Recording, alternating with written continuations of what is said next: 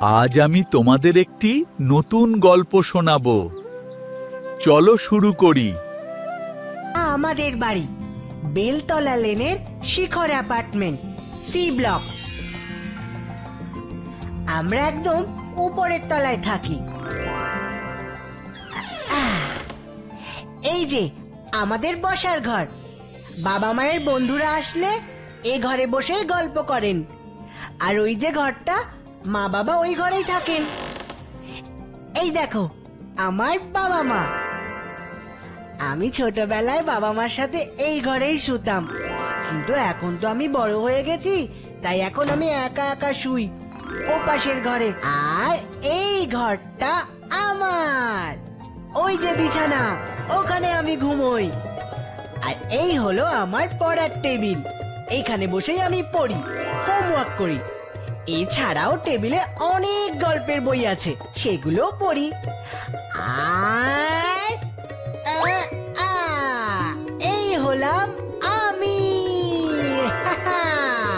আমার নাম হলো বুকান।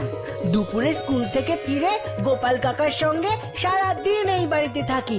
বাবার অফিস থেকে ফিরতে অনেক রাত হয়, মাও কলেজে পড়ান। ফিরতে ফিরতে সেই সন্ধে হয়ে যায়। ওই যে মা মনে হয় কলেজ থেকে ফিরলো, মায়ের কাছে যাই।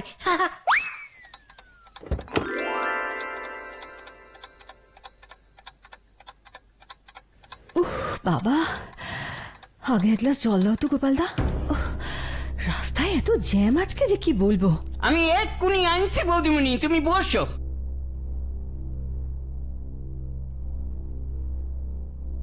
মা, মা গো মা। কি বুকান শোনা, আজ সারাদিন কি কি দুষ্টুমি হলো। আয় আয় বস। কম কম কম, না না বেশি, কম বেশি। তুমি আবার এখানে কেন বুকান সোনা?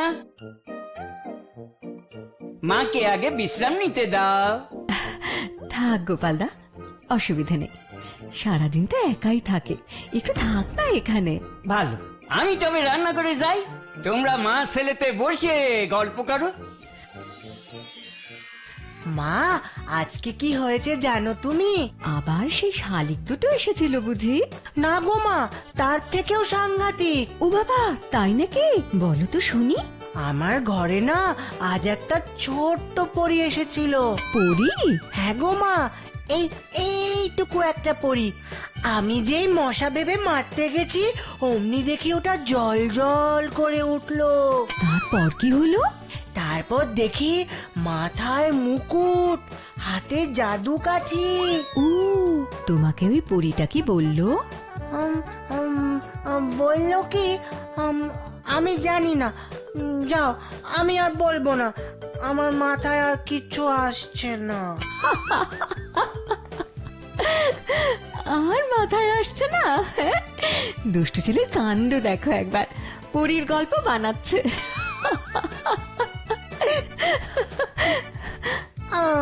আমি একটাও গল্প শেষ করতে পারি না। তুমি ঠিক ধরে ফেলো মা। শোনা ছেলে আমার, কাল একটা গোটা গল্প বলিস, আমি শুনবো।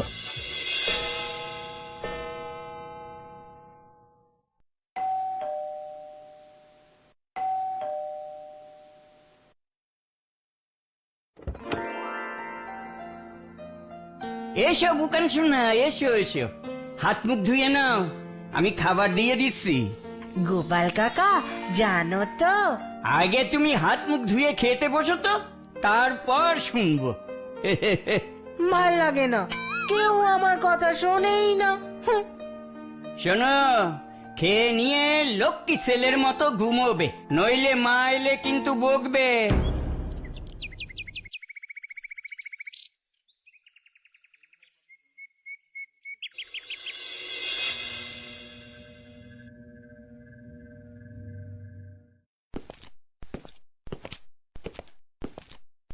সিঁড়িতে পায়ের শব্দ হচ্ছে মনে হচ্ছে।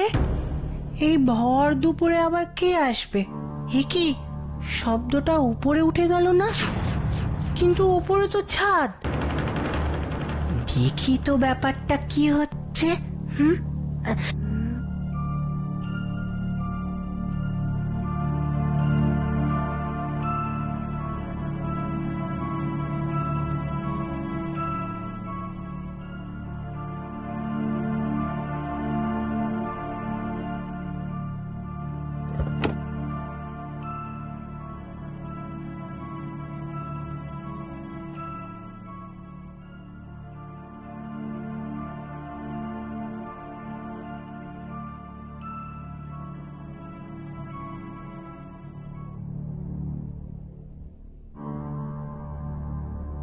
উমা, ছাদের দরজা তো খোলা, কি মজা! গিয়ে দেখি তো। কিন্তু ওপরে তো কেউ নেই, গেল কোথায়? ট্যাঙ্কের ওদিকে কেউ যেন কথা বলছে মনে হচ্ছে। পল্টু, আমার মনে হচ্ছে ভুল বাড়ির ছাদে উঠেছি। এই বাড়ির থেকে 17 নম্বর বেচুরাম লেনের বাড়িটার ছাদটা ভালো করে দেখাই যাচ্ছে না, তাহলে ছক করব কি করে? আরে তাই তো দেখছি, ছোটকু কি তবে ভুল খবর দিল? তবে আজ রাতের ডাকাতির ছকটা কিন্তু পাক্কা, মনে রাখিস। আরে সেটা নিয়ে কোনো চিন্তা নেই, ডাকাতি আজকে করবই, কিন্তু ছকটা আগে না কষলে ঢুকতে যে সমস্যা হবে বস। কি সাংঘাতিক!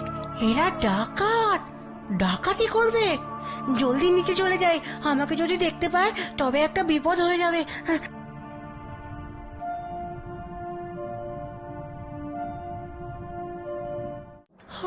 ওরে বাবা, কি করি এখন?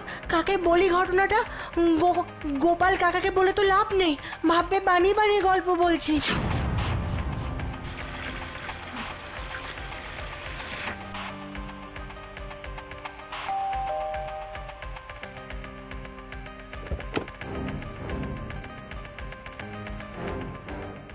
বুকান, মা, মা, তুমি এসে গেছো? মা, জানো জানো মা, আজ একটা সাংঘাতিক কাণ্ড হয়েছে।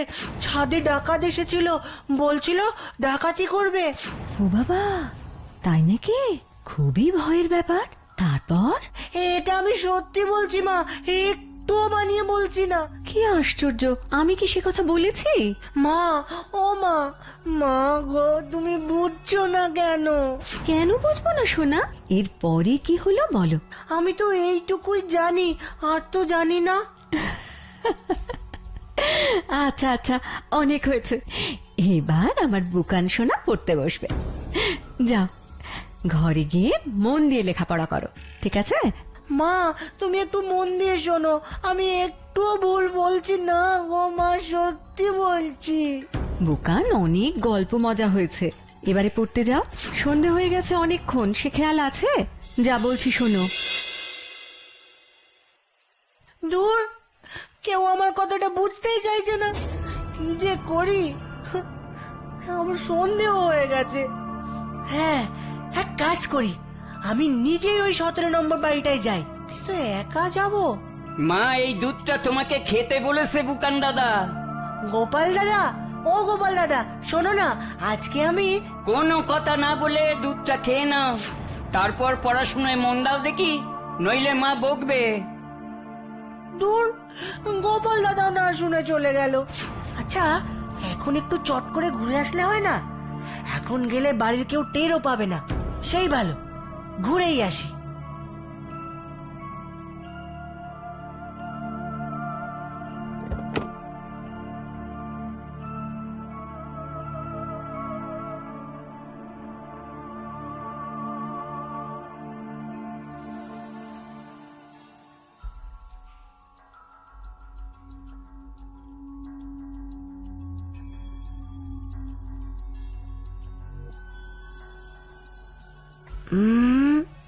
না, 16 না 15, 16, এই তো 17 নম্বর।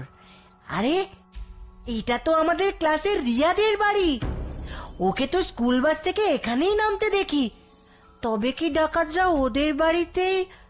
না না না, কিছুতেই না।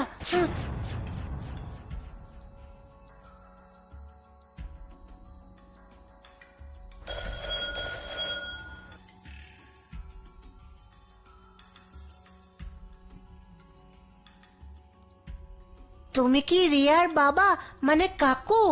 হ্যাঁ, তুমি কে বাবা? আমি বুকান, রিয়ার সাথে একই স্কুলে পড়ি। ও আচ্ছা আচ্ছা, তা এসো বুকান, ভেতরে এসো। তুমি এত হাঁপাচ্ছ কেন? কাকু, আজকে কি হয়েছে জানো? না তো, কি হয়েছে? আজ ডাকাত আসবে তোমাদের বাড়িতে। হ্যাঁ, ডাকাত? হ্যাঁ গো কাকু, সত্যি। দুপুরে যখন ছাদে গেছিলাম,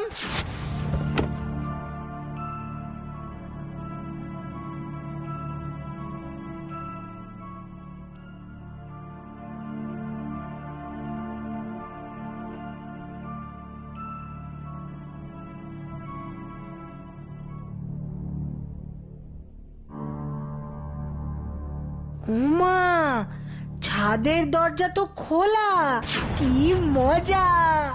গিয়ে দেখি তো। কিন্তু ওপরে তো কেউ নেই, গেল কোথায়? ট্যাঙ্কের ওদিকে কেউ যেন কথা বলছে মনে হচ্ছে। পল্টু, আমার মনে হচ্ছে ভুল বাড়ির ছাদে উঠেছি। এই বাড়ির থেকে 17 নম্বর বেচুরাম লেনের বাড়িটার ছাদটা ভালো করে দেখাই যাচ্ছে না, তাহলে ছক করব কি করে? আরে তাই তো দেখছি, ছোটকু কি তবে ভুল খবর দিল? তবে আজ রাতের ডাকাতির ছকটা কিন্তু পাক্কা, মনে রাখিস। আরে সেটা নিয়ে কোনো চিন্তা নেই, ডাকাতি আজকে করবই, কিন্তু ছকটা আগে না কষলে ঢুকতে যে সমস্যা হবে বস। কি সাংঘাতিক! এরা ডাকাত, ডাকাতি করবে। জলদি নিচে চলে যাই, আমাকে যদি দেখতে পায় তবে একটা বিপদ হয়ে যাবে। আচ্ছা বুকান, তুমি ঠিক শুনেছো তো? একদম ঠিক শুনেছি। তুমি কিছু একটা করো না কাকু, প্লিজ কিছু একটা করো না। ঠিক আছে, তুমি এত জোর দিয়ে বলছো যখন, আমি পুলিশকে জানাচ্ছি। হ্যালো, পুলিশ স্টেশন, আমি অপূর্ব দত্ত 17 নম্বর বেচুরাম লেন থেকে বলছি। আজ রাতেই আমার বাড়িতে ডাকাতরা ডাকাতি করার প্ল্যান করেছে বলে খবর আছে। দয়া করে যদি একটা ব্যবস্থা করেন। আচ্ছা, অনেক ধন্যবাদ স্যার। বুকান, আর কোনো চিন্তা নেই, পুলিশকে খবর দিয়েছি, ব্যবস্থা নেবে।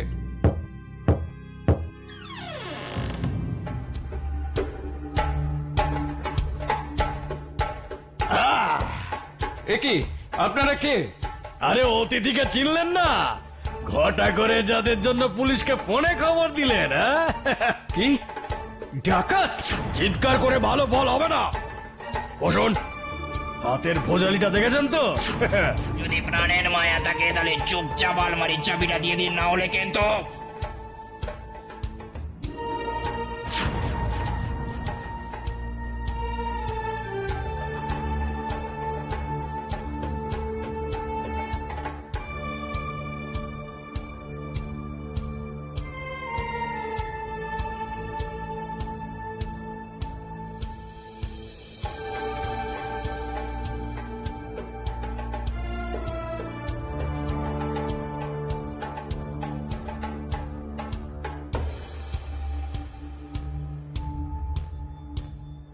আসলে অনেক দিন ধরেই দলটাকে ধরার চেষ্টায় ছিলাম, বড্ড বাড়াবাড়ি করছিল, পর পর অনেকগুলো ডাকাতি করেছে। আপনি যদি আজ ঠিক সময়ে এসে না পড়তেন, আমার সর্বস্ব এরা লুট করে নিত। কি বলে যে ধন্যবাদ দেব। আরে না না, এতে ধন্যবাদের কি আছে, এটা আমাদের কর্তব্য। আরে আপনারও তো একটা ধন্যবাদ প্রাপ্য, ঠিক সময় ফোনটা না করলে এসব কিছুই সম্ভব হতো না। আর এই ডাকাত দলটা ধরা পড়ে খুব ভালো হলো। তাহলে তো ধন্যবাদটা এই বুকানের প্রাপ্য। ও যদি সাহস করে এসে আমাকে খবর না দিত, তাহলে কিছুই সম্ভব হতো না।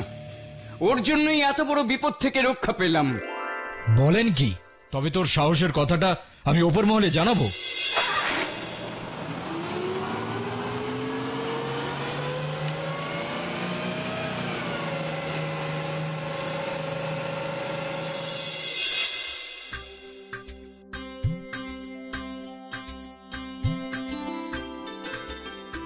পঞ্চম শ্রেণীর ছাত্র শ্রীমান বুকানকে বুদ্ধি ও সাহসিকতার জন্য সরকার থেকে একটি সোনার মেডেল পুরস্কার দেওয়া হচ্ছে। নতুন গল্প শুনতে Gopal of Krishnanagar channel subscribe করে রাখো।